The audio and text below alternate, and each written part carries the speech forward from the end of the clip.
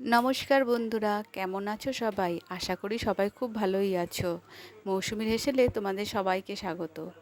আজকে বানালাম একটা অন্যরকম রান্না, কচু দিয়ে শুটকি মাছ। আমি এখানে গাটি কচু নিয়েছি, তোমরা চাইলে অন্য কোনো কচু নিতে পারো। আর নিয়েছি আলু। প্রথমে গাটি কচু আলুটা ভালোভাবে ছাড়িয়ে কেটে নেব। তারপর প্রেসার কুকারের মধ্যে জল দিয়ে কচু আলুটা দিয়ে হলুদ, নুন দিয়ে হালকা করে একটা সিটি মেরে নামিয়ে নেব, যাতে পুরোপুরি গলে না যায়, একটু শক্ত থাকবে সেরকমভাবেই সেদ্ধ করতে হবে। আর নিয়েছি লোটে শুটকি। আমি এখানে লোটে শুটকি ব্যবহার করেছি, তোমরা চাইলে অন্য ছোট বড় যে কোনো শুটকি মাছ ব্যবহার করতে পারো।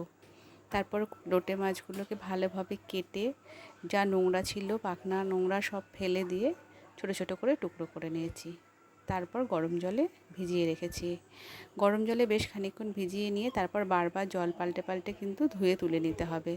বারবার জল পাল্টে ধুতে হবে যাতে বালি না থাকে, তাই খুব ভালোভাবে বারবার করে ধুয়ে নিতে হবে।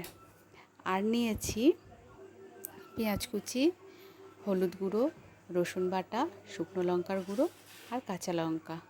প্রথমে কড়াইতে তেল দিয়ে পেঁয়াজের কুচিটা দিয়ে ভালোভাবে খানিকক্ষণ নাড়াচাড়া করে ভেজে নেব।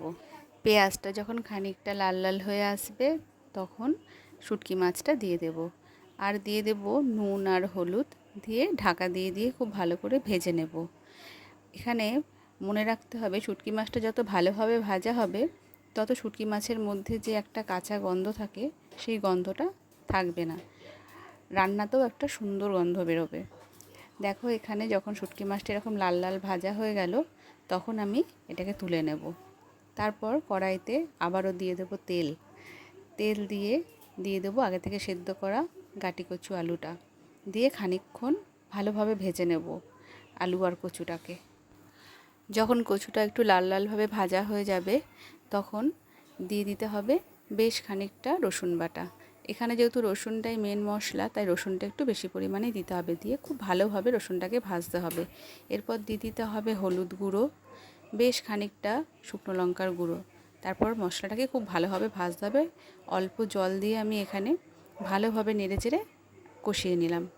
এরপর দিয়ে দিলাম আগে থেকে ভেজে রাখা শুটকি মাছটা। আবারও শুটকি মাছটাকে দিয়ে বেশ অনেকক্ষণ ভালোভাবে কষাতে হবে যাতে মাছটাও কচুর সাথে খুব ভালোভাবে মিশে যায়। এরপর এখানে আমি দিয়ে দেব কিছুটা নুন আর কিছুটা চিনি।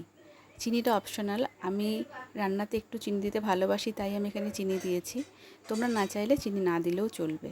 তারপর ভালোভাবে কষিয়ে নিয়ে দিয়ে দেবো বেশ খানিকটা জল, খুব বেশি জল দেব না, একটু মাখা মাখা হয় এরকম পরিমাণে জলটা দিয়ে এরপর দিয়ে দেবো কয়েকটা চেরা কাঁচা লঙ্কা। তারপর ঢেকে রেখে দেবো খানিকক্ষণের জন্য। ঢাকনা খুলে নিয়ে জলটা শুকিয়ে গিয়ে মাখা মাখা হয়ে গেলে তখন নামিয়ে নেব। এই রান্নাটা করলে তোমাদের আমি কথা দিচ্ছি আর অন্য কিছু লাগবে না তোমাদের, তোমরা এটা দিয়েই এক থালা ভাত খেয়ে নেবে। খুব সুন্দর হয় খেতে। যারা শুটকি মাছ কখনো খেতে চাও না তারা এইভাবে একবার শুটকি মাছ বানিয়ে দেখো, গন্ধও লাগবে না আর খেতে অসাধারণ লাগবে।